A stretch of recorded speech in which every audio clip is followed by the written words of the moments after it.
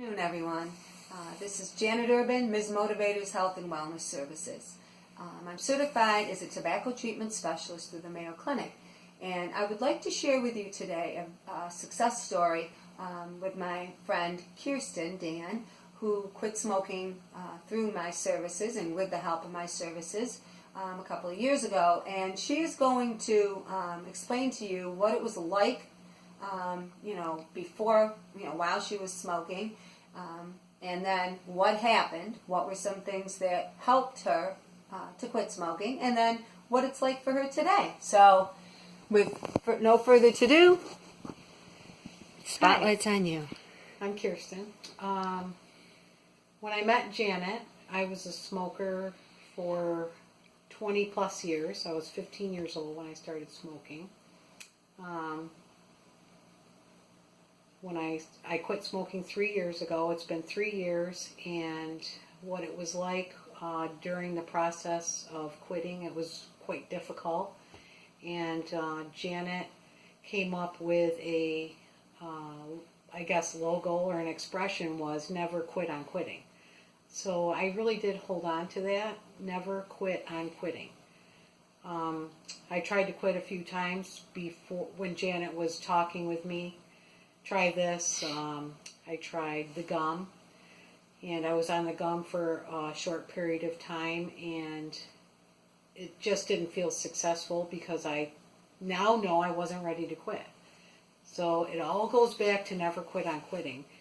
Tried to quit several times. I had the patch. I wore the patch, and when I was around smokers, I still wanted to smoke, so I took the patch off. All of my friends smoke, and that was difficult.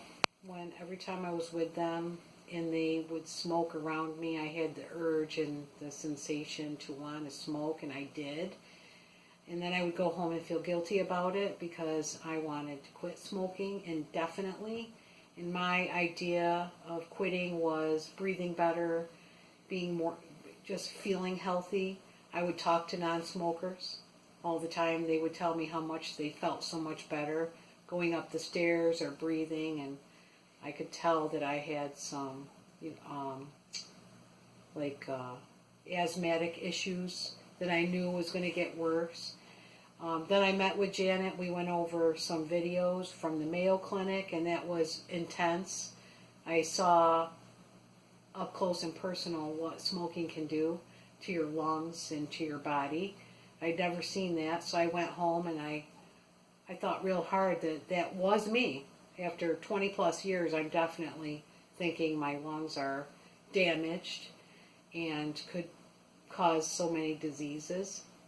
On those videos, so we met again and we had some more personal talk, and I had some charts and some techniques and tactics to help me, stress balls and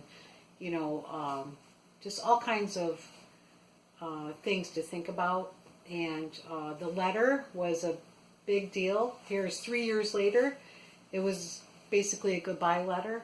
And that definitely psychologically helped me look at a cigarette as a friend, because one thing I used to say to Janet was it was my total relief. It was my support to stress smoking.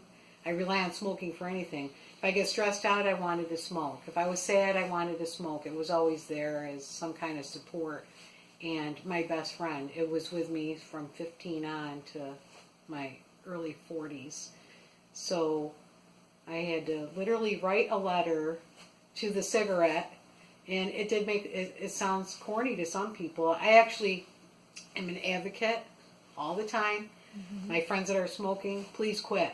You'll notice a difference. You'll like it. You'll like it after a while. You'll like not smoking. So that letter was a big thing. I actually took it serious, and I wrote a 2-page letter of everything smoking did to me. It did take me away. It did make me not as healthy. I could feel the side effects as years gone on. My mother was a smoker. She died of pancreatic cancer. She did have a tumor on her lung that they thought was definitely caused from smoking. She survived that. That was first. She did survive, but knowing that was a big impact on me. I have 2 kids that were begging me to smoke. My husband's a non-smoker, so I got a lot of support from my family too when I quit. Mm-hmm. When I did quit, the first couple of months I was crabby. I did have a lot of anxiety, and what was important to me was my family asked me to tell them when I was experiencing anxiety, to not hide it. So they allowed me to be angry, or I actually would get moody, and I would let them know.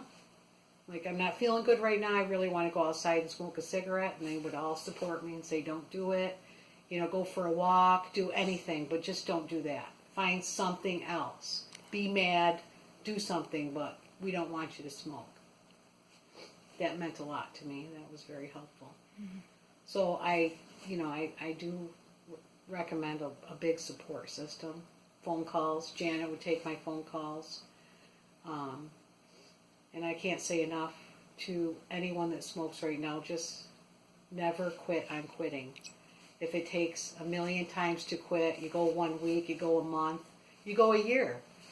I'm on 3 years, and I feel great without the cigarettes. I don't crave one. I can sit in a room full of smoke, and now it's like yuck. It smells yucky. I don't like it. I can never imagine going back. So that's really important to me. And the kids, they're happy that I'm not smoking. And that's about it. Well, thank you very much for sharing, Kirsten. You're welcome. And congratulations on that Thank 3 you. years. 3 years. Woohoo! And if she can do it, she's setting a great example for you guys. So keep plugging away. Thanks again, Kirsten. Thank you.